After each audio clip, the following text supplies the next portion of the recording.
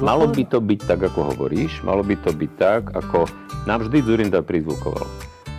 Najskôr záujem krajiny, potom záujem strany, potom až záujem môj osobný, hej? Ako voči každý politik, že by mal túto hierarchiu rešpektovať. Čiže to je vlastne o to, že či politici konajú vo verejnom záujme. Oni si tak zvykli, že moc je na to, aby si oni udržiavali vlastne svoje privilegované postavenie, aby dohadzovali kšefty kamarátom a podobne, aby si udržiavali tú moc, aby ju samoreprodukovali, bez ohľadu na to, aké prostriedky používajú, že ten verejný záujem je u nich proste niekde úplne inde. A mimochodom preto zaostávam, keď som hovoril o tých rebríčkoch.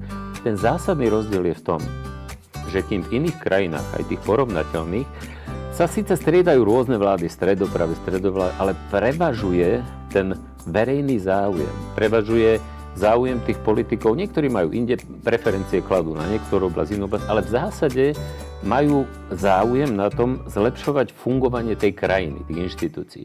Ale keď hlavným záujmom nie je krajina, ale hlavným záujmom je udržiavanie a konzumovanie moci a benefitov tej moci, no tak potom to vyzerá tak, ako to vyzerá.